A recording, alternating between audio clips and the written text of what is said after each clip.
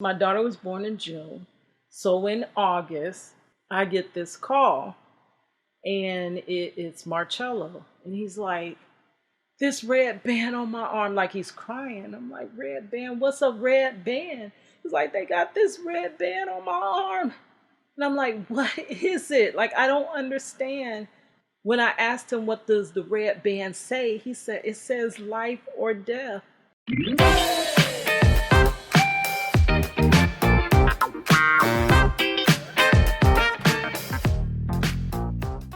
Okay, so we get to year 2000. Year 2000, I went to college. And to be honest with you, I didn't even want to go to college. I wanted to go to hair school. All through high school, I kind of did all the girls' hair. I was a great braider. I used to braid and braid really fast. And my mom was like, no, because people are not going to always get their hair done. And that's not stable. So you need to go to college. And so back then, I said, okay, well, the only thing I'm good at is art. So I would go for something that they call commercial art back then. Now I actually think commercial art is more so like what graphic design is. But back in the day, they called it commercial art. So I went to my guidance counselor and they were like, yeah, so you could do commercial art if you're willing to move to California. And I'm like, no, I don't want to move to California. So they're like, well, there's no industry for commercial art here in Orlando. Go figure. Anyways, I was like, well, just give me some classes and I'll just, I didn't even know what I wanted to be. I wasn't good at anything really, to be honest with you, besides art. So I didn't know what to do or anything. So I kind of just was like, just give me some classes, so that my mother will know that I'm in college. And I really don't know what I was doing, to be honest. I had changed my major several times. I think I was a legal secretary, which that came a little bit later when I had, I was trying to get my foot in the door with lawyers and stuff. So hopefully they could, I'm fast forwarding a little bit, but you may already know so that they can help my daughter's father out and stuff. So I did that. When I was last leaving college, they said I was enrolled in billing and coding. I don't even know why would I sign up for that. I'm not That's not even me at all. So I don't know what I was doing in college. So that year in 2000, I believe it was about summertime. It was somewhere around summer. No, actually, I think it was May something. I don't know. Oh, I wish I really knew, but I don't know. So, anyways, I was going with this guy and like he was just way too much. Like he had all these beepers. He was the guy back then. But it was crazy.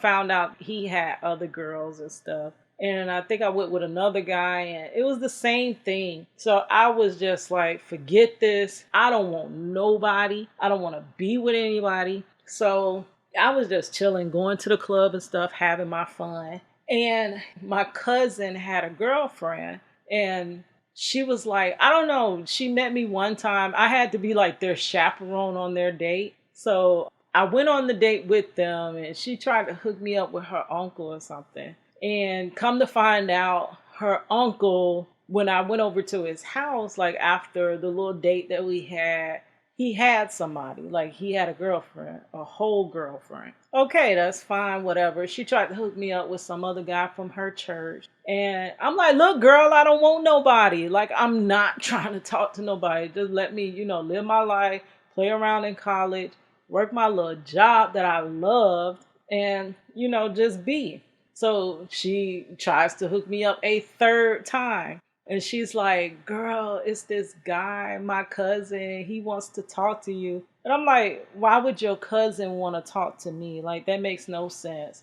And she was like, yeah, girl, he want to talk to you. I said, well, he don't know what I look like. That's silly. That's crazy. That don't make no type of sense. And she was like, okay, yeah, you're right. Just come on and pick me up. And I'll just ride home with you. So I go to pick her up. And homegirl thought she was slick. She had someone sitting out on the car outside. And when I pulled up, it was this guy there. And I'm like, okay, so I thought I was just picking you up, and I told you I did not want to meet anybody. And she was like, oh, yeah, I know. Just talk to him. I was like, no, I honestly don't want to talk to anybody. So end up she leaves. No, no, no. He leaves and goes inside the house. I said, oh girl, that's it. This boy don't like me. I'm finna leave. I'm getting in my car and going. He don't like me. He going back inside the house. And she's like, no, no. Okay, she said, just exchange phone numbers and y'all exchange phone numbers and y'all could talk later. I said, okay, whatever. And I was not expecting him to call it off. Like, who cared? I had a whole back then. I used to come home. I worked in a grocery store. Oh, I love that job. And my little coupon bag used to be filled with phone numbers. Like, it was just random. Like, I can call whoever I wanted to. I didn't really, get down like that. We used to just, back then, I know they don't do that now, but we used to just go out to eat, have fun, and stuff like that. So I didn't need him. Like, really? And I don't need no relationship if guys finna be cheating and stuff. So I was good. He calls me. And when he calls, he's like, really sweet. And just being around him, I noticed how he treated his grandmother. He was so like, yes, ma'am, and no, ma'am, and opening doors for me. And I'm like, this is weird as I don't know what. Because I ain't never had nobody ever treat me like that, honestly. I had a guy, a gentleman, that he was cool, but this other guy was like overboard. Like, I never really had that. So I didn't understand it. And we ended up just, well, I kept telling him I was only going to be his friend. And he was like, please, like, basically, at that time, I had like three boyfriends. Well, friends, we'll call them friends. I had like three friends, and I would tell him he was my friend. And like, we'll hang out, chill. And before I left him, like, I would be trying to get him dap. He was like, no, I want a hug. And I said, okay, homeboy, and give him dap. We'll fist bump. So he would be like, you gonna be my girlfriend? And I'm like, no, I'm not trying to be with nobody. I said, and I used to joke, oh, I guess this bite me in my behind for all that joking. I used to say, no, I'm gonna be single forever and I'll just get me somebody like to retire with. And maybe that came to pass because I used to say that. But I was for real, like I didn't need to be tied down. So he said he was going to ask me one more time. And if I tell him no, then no meant no. And he asked, and that time I said, yeah. Crazy. I said, yeah. And that was the end of it. From that day, oh my gosh, I was in love with him, but I couldn't show him that because you show a man you love him, but then he got like all range to do whatever he want at that point. So I had to be tough, So we get to 2001, and that's when I had my little baby girl. Crazy. And his reaction, like, I thought he was gonna be like upset, like, no, that ain't mine, or this and that. Even though I wasn't with nobody, I wasn't even into doing stuff like that. I don't even know how we got to that point. So it was so crazy. We used to take long walks around the neighborhood, and I told him, and when I told him, he like knelt down right there, and it was like this big smile on his face. He was like, I'm gonna be a father. And I was like, yeah. And he just started rubbing my stomach, and like, I was like, wow, okay, this is completely not what I expected at all. Not at all. So, we were hard down in love. Like, it felt like, shoo, I just couldn't live without him. And I felt like he felt the same way too, because, and then we fell in love at a Cash Money concert. That is so crazy. But that story there, I'll probably tell in depth what happened there in another story. But yeah, so we fell in love. And I had been in love before, but this was just so different. So I had my daughter in 2001, and she was a big baby.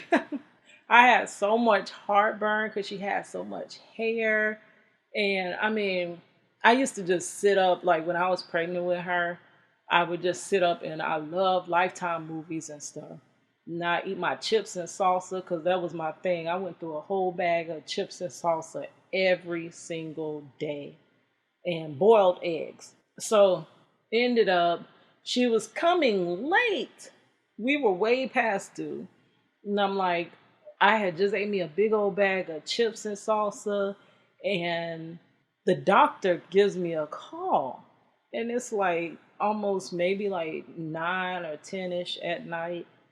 And I'm like, yes. And they're like, oh, I'm such and such from the hospital. You need to come in and deliver your baby. I'm like, can we wait till the morning? And he's like, no, your blood pressure is like super high. And if you don't get here, you could be in danger and your child could be in danger as well. And he was like, we have been trying to contact you like all day long, but you weren't answering the phone.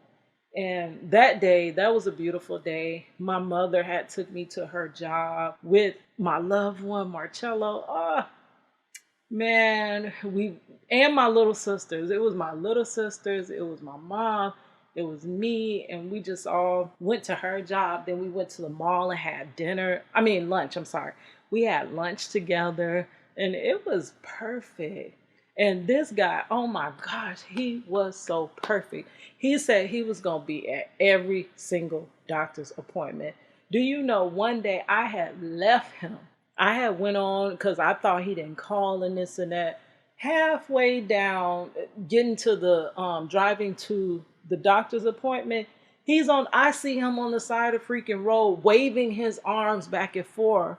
Runs down my car, and he's like, "Kita, you left me." I'm like, "I left you. I didn't know you were going. I didn't even know you remembered the date." And like when the doctor handed me the sonograms, he was like, excuse me, where's my sonograms? I'm the like, I mean, you just could not want any more. You could not find no one more perfect than he was. So had my daughter, and everything was so nice after we had her and she was born. I just had all this overwhelming just love. And I didn't know what I was going to do as a new mother.